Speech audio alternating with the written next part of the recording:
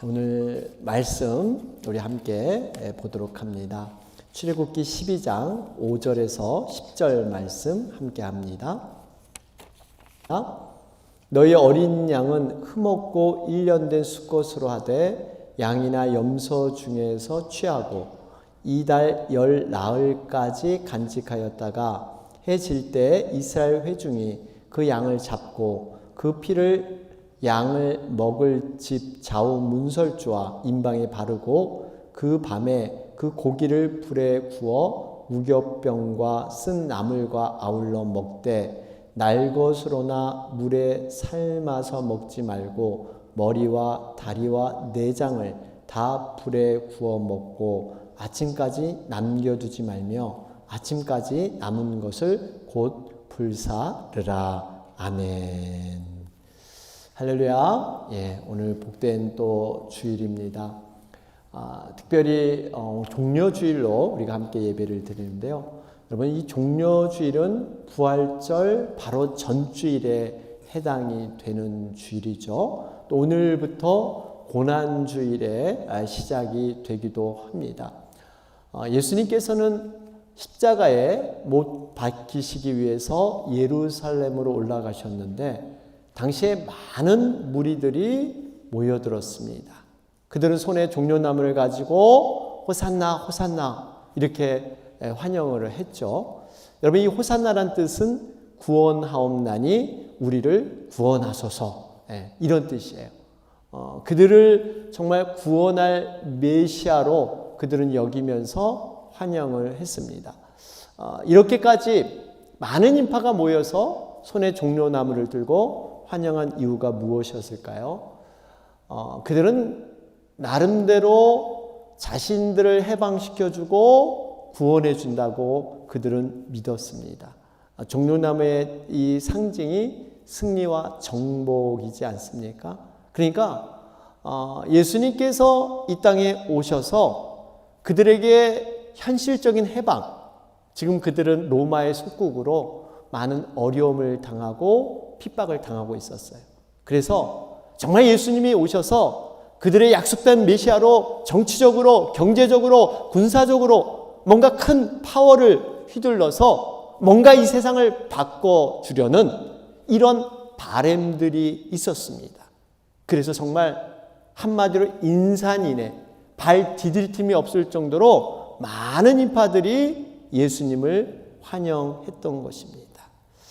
그런데 여러분, 사실 예수님이 이 땅에 오신 구원의 방법은 이것이 아니었죠.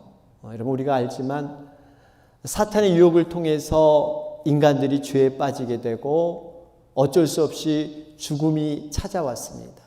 이 죽음의 대가를 십자가의 대속의 사건, 대신 우리를 위해서 십자가에 돌아가심으로 말미암아 죽음의 권세를 이기고 부활하셔서 승리하시는 바로 이 영적인 구원, 영원한 생명을 구원하는 이 구원을 위해서 예수님은 오셨건만 그들은 정말 자기들 방식으로 자기들 눈에 맞는 그러한 구원을 외치면서 호산나 호산나 환영을 했던 것이죠. 여러분, 이 상황에서 우리 주님의 마음은 여러분 어떠했을까요? 정말 착잡하기 그지 없었을 겁니다. 어디 마음에 둘 데가 없을 정도로 그렇게 힘들어서 하셨을 거예요. 이 영혼의 구원이 정말 중요한데 그들이 단순히 먹고 사는 이런 현실의 문제의 구원이 아니라 그 본질적인 이 영혼의 구원, 이 죽음과 죄의 구원이 정말 중요한데 그들은 거기에는 관심이 없고 오로지 현실의 구원만을 외쳤던 그들의 모습, 얼마나 우리 주님이 안타까워하셨을까요? 우리 주님이 더욱더 안타까운 이유가 또 있습니다. 이렇게 많은 사람들이 호산나 열광하면서 환영하는 무리들이 이제 곧 며칠 후면 자신을 배반하고 자신을 십자가에 못 박아라 이렇게 변질되는 이 그들의 모습을 보면서 우리 주님은 너무 마음이 아프셨을 거예요. 뿐만 아니라 예루살렘 들어가게 되면 이제 십자가의 그 고통, 여러분, 예수님이 이 모든 고통을 미리 다 알고 계셨어요. 여러분, 십자가의 고통은 이루 말할 수 없는 극형의 고통입니다. 여러분, 세 가지의 고통이 있었죠. 첫 번째가 이 육신의 극심한 고통을 우리 주님은 알고 계셨어요. 여러분, 우리 예수님께서 당하신 이 육신의 고통을 우리는 흔히들 하나님의 아들이시니까, 메시아니까 우리와 당한 이 고통과는 다르겠지, 뭔가 좀 더 쉽겠지. 여러분, 그렇지 않습니다. 예수님도 우리와 동일하게 똑같은 이 육신을 입고 있으셨어요. 100% 사람의 육신이 받는 그 고통을 동일하게 우리 주님도 느끼셨다는 사실이에요. 우리 주님께서는요, 먹지도 못하고 주무시도 못하고 그러면서 모진 고문을 받으시면서, 화면에도 보셨지만 이 채찍에는 끝에 뾰족한 이 납덩이 아니면 뼈 조각이 있어가지고 때릴 때마다 살점이 띄어져 나가는 이러한 고통, 더군다나 머리에는 가시면류관으로 짓누기는 바람에 정말 피가 쏟아지는 뜨거운 태양빛에서 6시간 동안 십자가에 매달려 그렇게 되셔야 되는 이 고통은 말 그대로 정말 살아있는 그 자체가 고통인 이런 고통을 당하셨어요. 여러분, 숨을 한번 내쉬기 위해서는 이 횡격막 가로막이라 그러죠. 이 중력으로 모든 몸이 아래로 처지게 됩니다. 그러면서 이 몸을 단순히 대못, 이 손목에 박힌 이 대못의 힘에 의지해서 숨을 한번 쉬기 위해서 정말 이 고통 중에서도 온몸을 끌어올려서 한번 숨을 쉬어야 되는, 정말 한마디로 육신이 겪을 수 있는 가장 큰 고통을 우리 주님은 당하셨어요. 두 번째로 어떤 고통이 있었습니까? 정신적인 고통이 있었죠. 만왕의 왕으로서 메시아로 오셨습니다. 그런데 벌거벗은 채로 십자가에 높이 달려가지고 사람들이 외칩니다. 네가 왕이면 십자가에서 한번 내려와 봐라. 네 자신도 구원하지 못하면서 누굴 구원한다고 네가 지금 이렇게 큰 소리 치느냐. 침을 뱉으면서 갈대로 머리를 때리면서 수없는 조롱과 멸시. 여러분, 그러면서 그 십자가 아래로 보이는 이 제자들이 안 보이는 거예요. 진정으로 믿고 사랑했던 그 제자들마다 다 뿔뿔이 흩어지는 이러한 배신. 여러분, 이러한 정신적인 고통이 우리 주님께는 있었습니다. 마지막 정말 참지 못할 극중한 고통은요, 영적인 고통이었습니다. 하나님과 분리되는 고통. 여러분, 우리 주님께서는 그동안 늘 말씀하신 것이 나와 아버지는 하나이다. 정말 나로 말미암지 않고는 아버지께 올 자가 없다. 이렇게 아버지와 나와는 한 몸으로 그 아버지의 뜻을 이루기 위해서 부단히 애를 쓰셨습니다. 정말 하나가 돼서 함께 사역을 했는데 우리 주님께서 십자가에 달리시는 그 순간만큼은 하나님께 버림을 받으셔야 했어요. 엘리 엘리 라마 사박다니, 나의 하나님 나의 하나님 어찌하여 나를 버리시나이까. 여러분, 왜 하나님께서 이렇게 우리 예수님을 하나밖에 없는 독생자를 버릴 수밖에 없었을까요?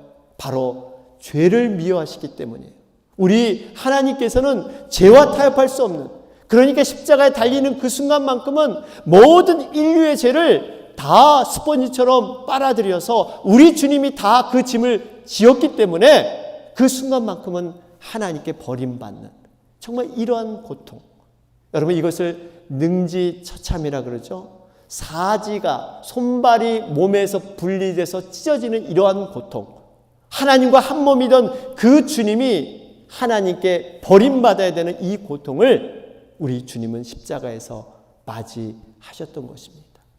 여러분, 이렇게 모든 정말 이 일들을 아시고 그러면서 예루살렘에 순종하는 마음으로 예수님이 입성하시게 되죠. 근데 그 입성하실 때 어린 나귀를 타고 입성하셨어요. 어떤 화려한 백마나 어떤 힘을 상징하는 코끼리가 아니라 어린 나귀. 여러분, 나귀는 겸손의 상징이고 순종의 상징입니다. 그러니까 끝까지 내가 이 길을 가겠다. 우리 하나님의 뜻을 이루겠다. 그러면서 순종해서 십자가까지 내가 지겠다 하는 것이 바로 우리 주님의 마음이셨습니다. 그래서 이 어린 나귀를 타고 입성하신 거예요. 저희는 매번 주일마다 의미가 있지만요, 오늘 특별히 우리가 종려주일 고난주간 첫날을 시작하면서 성찬식을 갖는 것 너무나 중요합니다. 여러분, 우리가 평상시는 이 귀로만 듣는 이 말씀이지만 이 성찬식은 눈으로 보고 체험하는 말씀을 먹는 시간이에요. 살과 피를 직접 내가 먹고 마심으로 주님의 그 십자가에 함께 연합하고 동거해서 함께 주님과 함께 죽고 살아나는 이러한 의미가 성찬 예식에 들어 있습니다. 아무쪼록 여러분, 오늘 행하는 이 성찬 예식을 통해서 다시 한번 우리 주님과 멀었던 관계가 계셨다면 다시 한번 주님의 그 몸과 함께 하나가 되는, 그래서 주님과 함께 연약함은 십자가에 죽고 주님의 그 부활의 놀라운 성령의 새 사람으로 태어나는 여러분과 제가 되길 바랍니다. 오늘 말씀을 보면 이 하나님께서 이스라엘 백성들을 출애굽하면서 유월절이라는 엄청난 사건을 보여주고 계십니다. 이 유월절 사건은 앞으로 우리가 어떻게 구원을 이루어지는가 하는 것들을 보여주는 하나의 예표적인 사건이기도 합니다. 이 유월절 사건에 하나님께서 요구하시는 몇 가지의 그러한 명령이 있는데 5절 말씀을 보니까요, 어린 양을 취하되 흠없고 1년 된 수컷으로 취하라 이렇게 말씀하세요. 여러분, 유월절 희생제물은 반드시 흠이 없어야 됩니다. 이 죄와 허물이 없어야 되는, 다시 말해 이 어떠한 인간의 허물과 죄가 섞여서는 이 유월절 어린 양의 역할을 할 수 없다라는 거예요. 여러분, 인간은 누구나 죄 아래, 사망 아래, 권세 아래 갇혀 있습니다. 사망과 권세가 거기에 영향을 받지 않는 분은 오직 예수 그리스도 한 분밖에 없는 줄로 믿습니다. 예수 그리스도 한 분만이 여러분 가장 흠이 없는 분이에요. 그래서 히브리서 7장 26절에 이렇게 말씀하죠. 이러한 대제사장은 우리에게 합당하니 거룩하고 악이 없고 더러움이 없고 죄인에게서 떠나 계시고 하늘보다 높이 되시니라. 여기 보니까 거룩하고 악이 없고 더러움이 없다. 누구요? 대제사장, 우리 예수 그리스도만이 바로 이런 분이라는 거예요. 여러분, 우리가 죄와 사망을 대신할 분은 오직 예수 그리스도, 그분을 믿을 때 우리는 죄와 사망의 권세를 능히 이기게 될 줄로 믿습니다. 그러면서 우리는 주님의 유월절 어린 양 피로써 구원함을 받게 된다는 것을 알 수가 있습니다. 그래서 이걸 어떻게 해야 됩니까? 7절에 보니까 그 피를 양을 먹을 집 좌우 문설주와 임방에 바르라 이렇게 말씀하셨어요. 여러분, 이 어린 양의 피를 좌우 문설주, 여러분 좌우 문설주가 뭐예요? 출입하는 문을 달기 위해서 세운 기둥을 말합니다. 여기 임방이라는 것은 쉽게 말하면 문지방이에요. 문지방. 그러니까 좌우 세운 그 문을 통해서 들어가고 나오는데 거기에는 어린 양의 피가 거기에 묻혀 있다는 거예요. 우리가 결국 들어오고 나갈 때 문을 통과하듯이 구원에도요, 분명한 문이 있다는 거예요. 다른 곳으로 들어갈 수가 없어요. 오로지 예수 그리스도의 문으로만 여러분 구원이 가능할 줄로 믿습니다. 그래서 예수님께서 자신을 소개할 때 나는 양의 문이다 이렇게 소개하잖아요. 양들이 우리 안에 들어올 수 있는 것은 문을 통해서만 들어올 수 있어요. 다른 곳으로 들어올 수 없습니다. 문 대신 예수 그리스도, 그 문으로만 구원이 가능한 줄로 믿습니다. 자, 그러면서 눈여겨봐야 될 것이 한 가지가 있는데요. 이 어린 양의 고기와 함께 먹어야 할 것이 있습니다. 그것이 바로 무교병과 쓴나물이에요.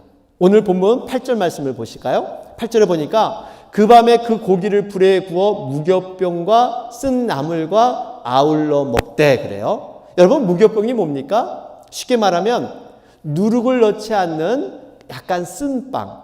여러분 누룩은 어떤 효과가 있냐면요.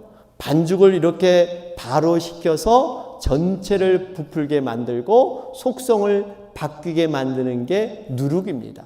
그래서 성경에는 이 누룩이 죄의 상징으로 기록되어 있죠. 그러니까 조금의 누룩도 넣지 않는 무교병, 죄가 전혀 없는 순수함을 요구하고 계시는 겁니다. 여러분 우리가 어떻게 이 죄가 없는 그러한 순수한 아무런 죄가 없고 오점이 없는 그러한 모습으로 우리가 어떻게 설 수 있을까요? 우리의 힘으로, 노력으로, 결단으로 여러분 도저히 되지 않습니다. 우리는 할 수 없어요. 오로지 주님의 보혈. 여러분 그 보혈로만 우리가 죄 없이 순수해질 줄로 믿습니다. 나는 안 되지만 보혈의 그 능력, 이 보혈을 믿음으로 받아들일 때 가능하게 될 줄로 믿습니다.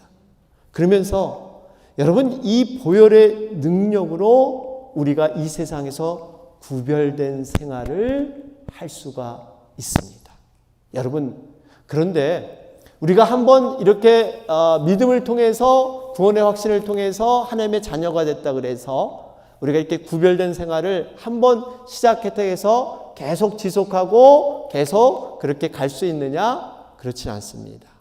우리가 때로는 넘어지기도 하고 실수하기도 하고 그래서 여러분 항상 이것을 우리는 기억하면서 계속 이 자리를 다시 한번 생각해야 돼요. 그래서 빵을 먹는다는 것은요. 배고플 때마다 우리가 빵을 먹지 않습니까? 여러분 한 번 먹고 배고픔이 없어지는 게 아니에요. 마찬가지로 이러한 영적인 신앙생활도 우리가 주님의 은혜로 구원받고 과거의 옛사람을 벗어버리고 십자가에 죽었음을 정말 받지만 끊임없이 이 작업을 해나가야 돼요. 한 번 해서는 안 돼요. 우리가 빵을 먹듯이 밥을 먹듯이 끊임없이 결국 우리는 십자가를 볼 때마다 내 죄된 사람은 이미 죽었다. 그리고 나는 새 사람이다. 성령의 사람으로 내가 살아가고 있다. 라는 확인을 해야 될 줄로 믿습니다. 그러면서 여러분 이 먹어야 할 게 쓴나물이 있어요. 쓴나물은 간이나 조미료가 들어가지 않는 음식이에요. 한마디로 인공적인 그러한 것이 가미되지 않은 자연 그대로 하나님이 주신 뜻과 섭리 그대로 받아들이는 거예요. 인공적이라는 것은 내 생각과 내 판단이 들어간다는 거예요.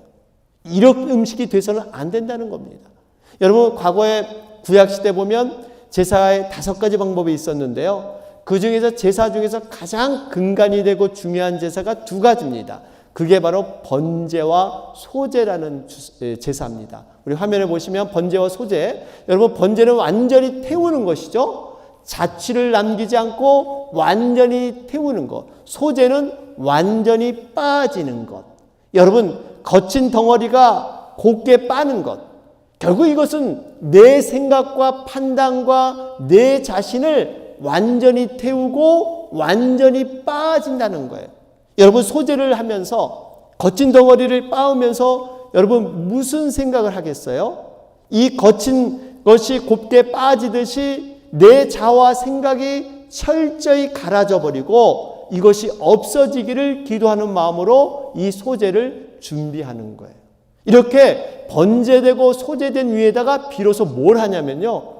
기름과 유황을 붓게 합니다. 기름이 뭡니까? 성령이에요. 성령은 우리가 태워지고 완전히 빠지지 않는 그런 순수한 모습이 안 되면 성령의 임함이 있을 수가 없다는 거예요. 유황, 기도입니다. 결국 이 성령과 기도는 내 자신이 태워지고 빠질 때, 내 자신이 부인되고 내 과거의 죄악이 죽었을 때 비로소 그 성령과 기도는 여러분 위에 아름답게 열매로 꽃피게 될 줄로 믿습니다. 이게 제사의 원리예요. 그래서 우리가 예배 드릴 때마다 늘 기억해야 돼요. 아, 나는 정말 죽은 제물이다. 흠없는 제물로서 내 생각과 판단은 이미 정말 하나님 앞에 죽고 태워지고 빠졌다. 여러분, 이런 고백을 할 때 비로소 성령의 놀라운 은혜가 그 위에 임하게 되고 기도의 능력이 우리 가운데 나타나게 될 줄로 믿습니다. 바로 이 원리가 바로 제사의 원리고 예배의 원리예요. 여러분, 우리 인생의 삶이 여러분 어떻다고 생각하세요? 때로는 예수님을 믿는다는 것, 신앙생활 한다는 것이요, 굉장히 밋밋해 보이고 정말 세상의 이런 맛들은 인스턴트 식품처럼 때로는 먹으면 달콤하기도 하고 새콤하기도 하고 뭔가 땡기는 이러한 세상의 맛들이 있습니다.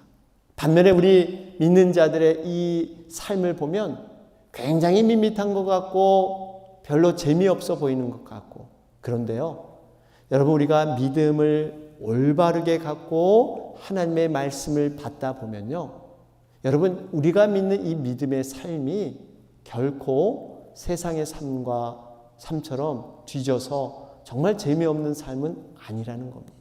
여러분, 이 쌀이란 것도요, 밋밋해 보이지만 씹으면 씹을수록 그 단맛이 나오고 정말 얘기할 수 없는, 형용할 수 없는 그 무언가의 은밀한 깊은 맛, 여러분, 이런 신앙이 바로 그런 맛인 줄로 믿습니다.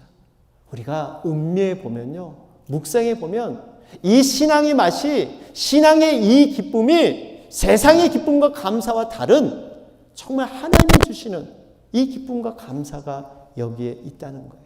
그런데 안타까운 것은 우리가 때론 정말 이 신앙의 귀함을 모르고 이 육신이 타락한 이러한 속성이 우리에게 남아있기 때문에 여전히 세상의 달콤한, 여러분, 이 달콤함과 이 맛에 벗어나지 못하는 이런 경우가 우리에게 있을 수 있습니다. 그럴 때 하나님께서 우리에게 사용하시는 방법이 고난이라는 그러한 도구입니다.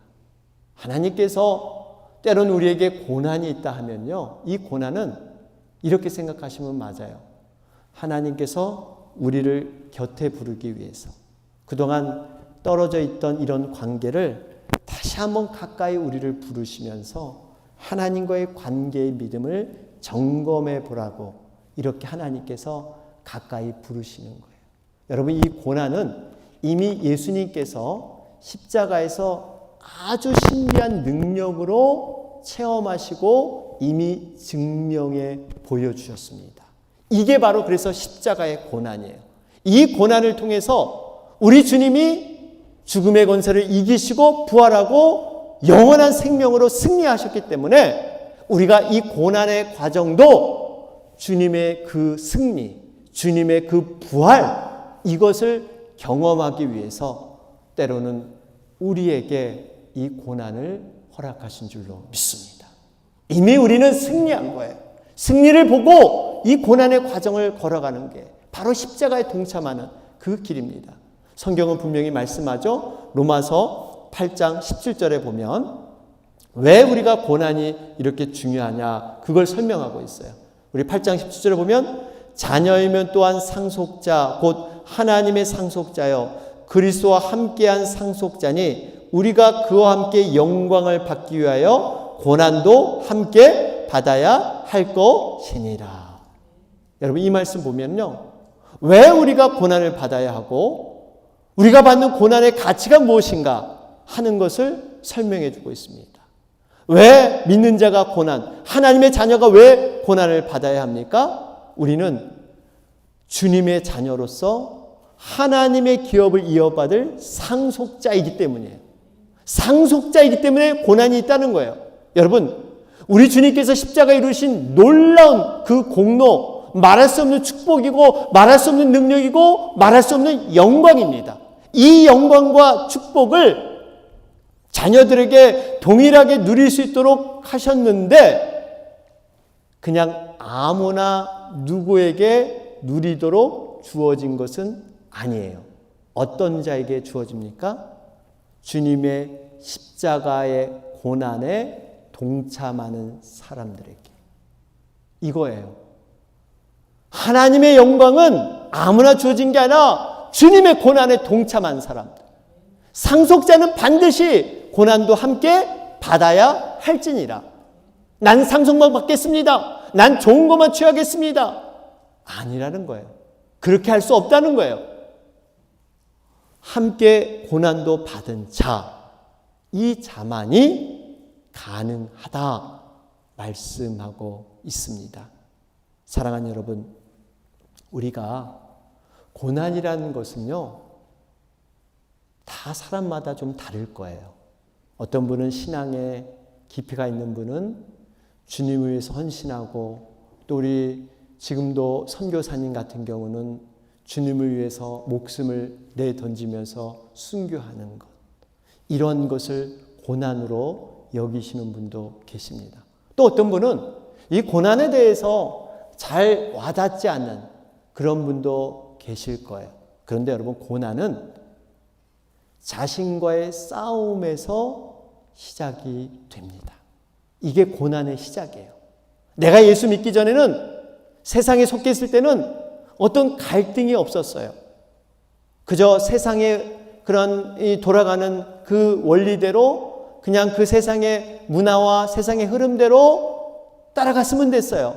거기에 플러스 어떤 자신의 선한 양심, 나 나름대로의 기준을 통해서 내가 선하게 살면 돼, 저 사람보다 악하지 않고 좋은 마음으로 살면 돼, 이게 어떤 기준이었어요. 그런데 내가 예수님을 영접하고 교회생활을 하다 보니까 내 마음에 과거에 없던 그런 싸움이 시작이 돼요. 과거에는 내가 마음에 갈등이 없었어요. 별로 마음속에 싸움이 없었어요.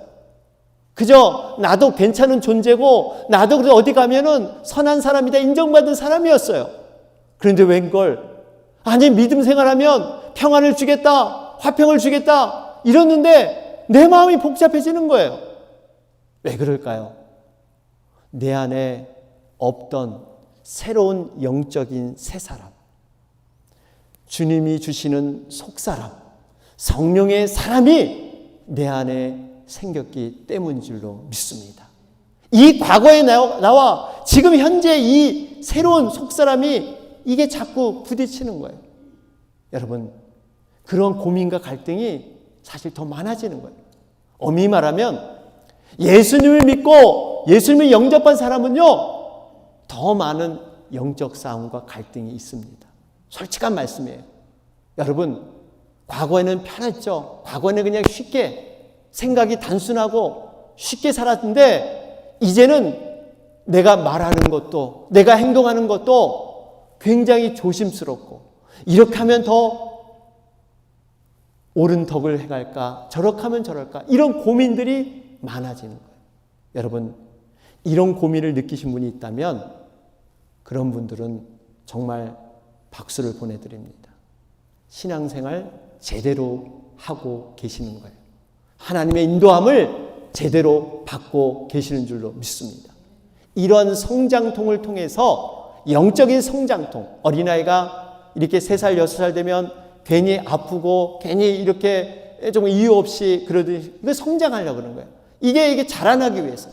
여러분, 우리가 고난은 자신과의 싸움에서 시작이 된다는 거, 여러분 이걸 잊지 않고 바라기는, 이번 고난 중간을 통해서 다른 것보다 내 자신과의 싸움, 내 자신과의 영적인 싸움, 과거의 죄된 모습과 새로운 사랑과의 그 싸움, 이 싸움을 주님과 함께 동참함으로 말미암아 주님이 부활해서 생명으로 거듭났듯이 우리의 속사람, 우리의 성령의 사람이 새롭게 이겨서 승리하는 여러분과 제가 되길 주님의 이름으로 축원합니다.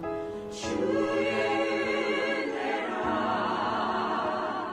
주의